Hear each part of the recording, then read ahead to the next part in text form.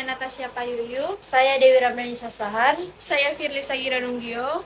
Kami dari kelompok 7 akan menjelaskan materi tentang bagaimana dinamika historis, konstitusional, sosial politik, kultural, serta konteks kontemporer penegakan hukum yang berkeadilan. Jadi, Indonesia adalah negara hukum, artinya negara yang semua penyelenggaraan pemerintahan dan kenegaraan serta kemasyarakatannya berdasarkan atas hukum, bukan didasarkan atas kekuasaan belaka.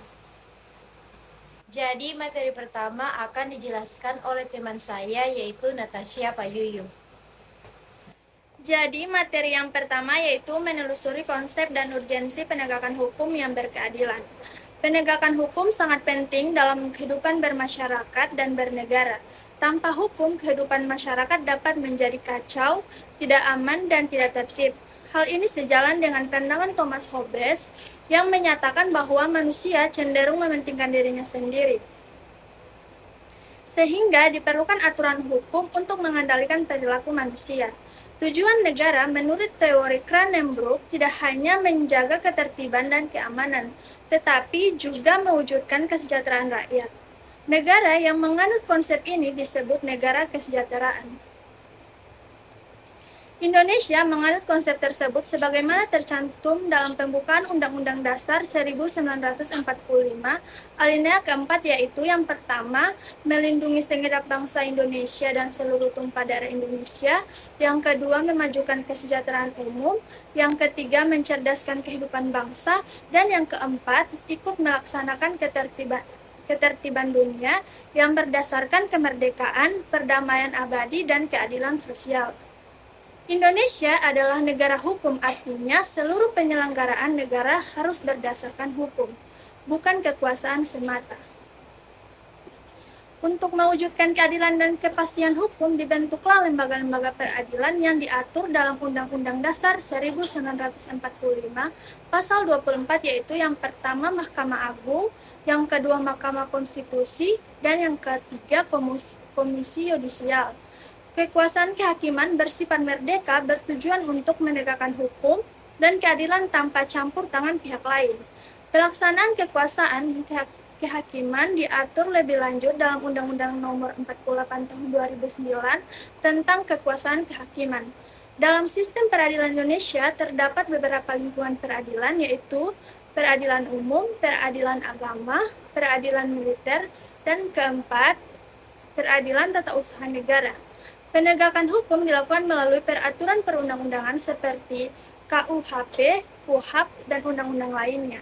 Penegakan hukum yang adil sangat diperlukan agar masyarakat memperoleh kepastian hukum, rasa keadilan, dan kemanfaatan hukum dalam kehidupan sehari-hari. Materi kedua akan dijelaskan oleh teman saya yaitu Dewi Ramdhani Sasahan. Selanjutnya menanya alasan mengapa diperlukan penegakan hukum yang berkeadilan. Penegakan hukum yang berkeadilan menjadi salah satu agenda utama reformasi karena masih banyak persoalan hukum yang belum terselesaikan secara adil. Meskipun terdapat kemajuan, kenyataannya pelanggaran HAM, hak asasi manusia, serta praktik KKN masih sering terjadi dan menjadi perhatian masyarakat melalui media massa.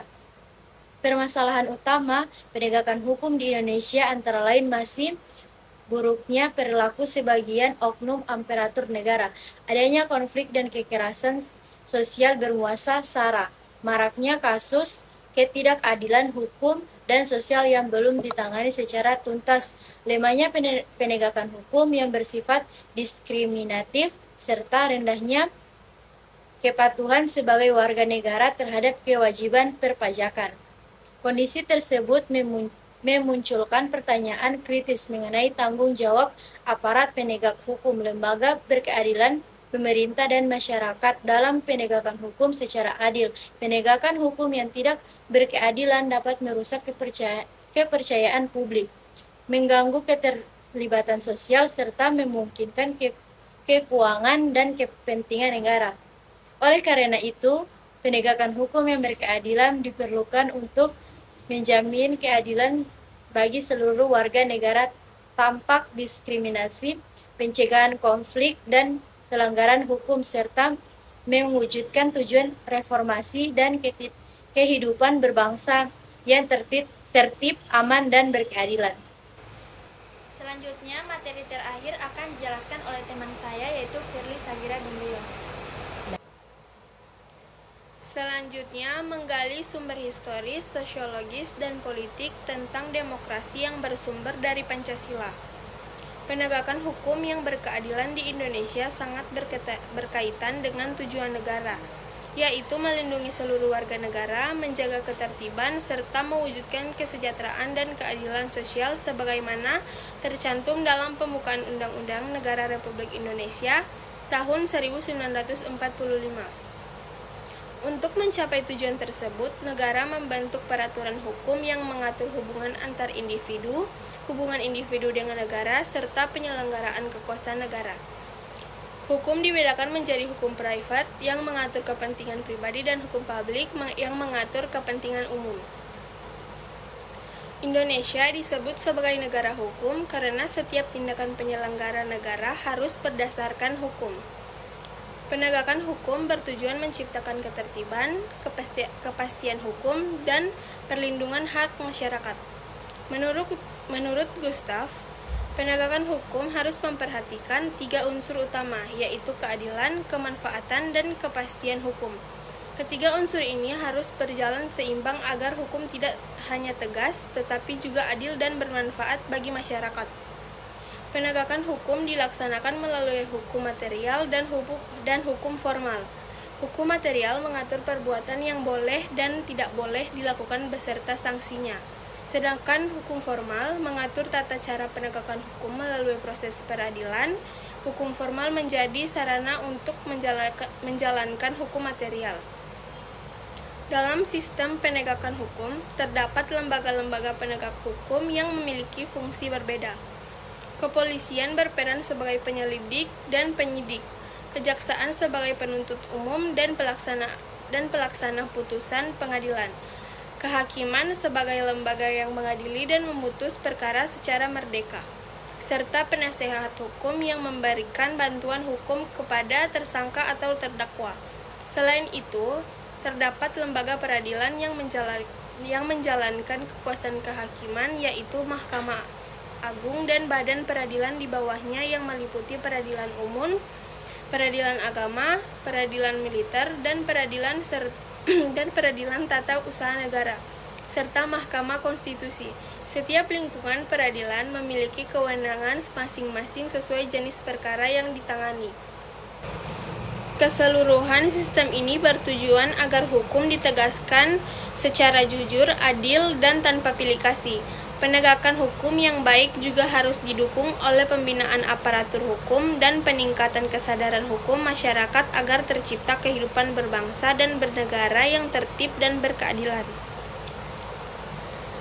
Dapat disimpulkan bahwa penegakan hukum yang berkeadilan di Indonesia merupakan hasil dari dinamika historis, konstitusional, kondisi sosial politik, serta keragaman budaya masyarakat.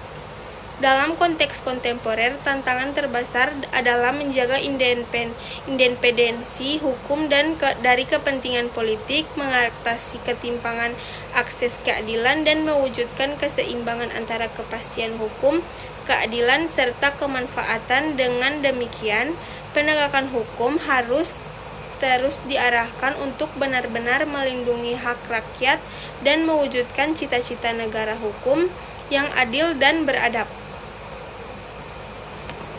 Itulah penjelasan materi dari kami. Wassalamualaikum warahmatullahi